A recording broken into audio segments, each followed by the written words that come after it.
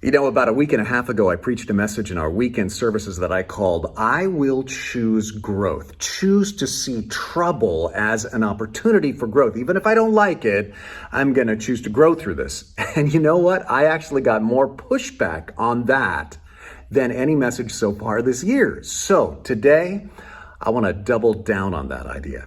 Let's just look at one verse in 2 Timothy. The Apostle Paul is writing this, and he is in prison. He's in Rome. This is probably the last thing he ever wrote. He's about to be killed. And he's writing to Timothy, who's a young pastor who's feeling intimidated and worried.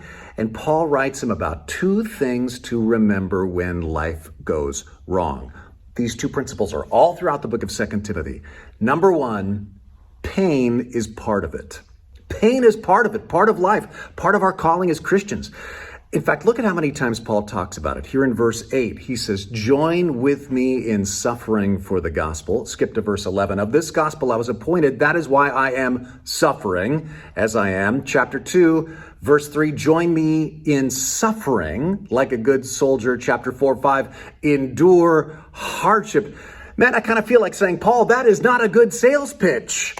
You know, somehow we get this idea that God promises us prosperity and success and kind of a warm glow if we're Christians. And that's all we're going to experience if we're a believer in Jesus Christ, if we trust enough, if we have enough faith. The first Christians wouldn't even comprehend how we could think that. Paul is saying, Timothy, pain is part of the deal in life and as a Christian.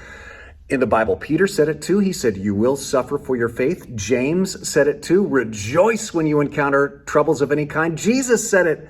He said, in this world, you will have trouble. You've heard me say the symbol of our faith isn't a Maui flower or a smiley face. It's a cross. So how do we not get this message? There will be pain in life. Whether the pain in life just because we live in a broken world or pain directly because of persecution. But second thing to remember, God is at work always. Paul says, here's the rest of the verse, join with me in suffering for the gospel by the power of God. First, for the gospel. It's so easy to get distracted in times of trouble and focus on the trouble or on all kinds of little controversies and conspiracies. Paul reminds Timothy, please stay focused on the heart of it all, the gospel. The Father loves the world so much, he sent his one and only Son, and the Son sends the Spirit to live in us and guide us and empower us. Keep telling that story. The world has other narratives. That's our narrative. The world has other stories. That's our story. So keep telling that story. And then he says, by the power of God. In other words, God is working. Paul always asked, how can God work powerfully through this suffering? Well, I could talk to my jailers. I can write letters to these other Christians and encourage them. I can pray for people. I can grow in endurance. The gospel can advance. Listen, when it comes to life, pain is part of it, but God is at work. That's all you really need to know. So stay on message, choose that attitude, and you will have a good year.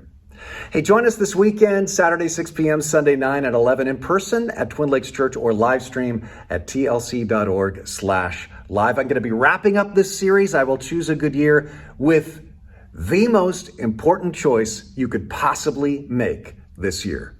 Don't miss it.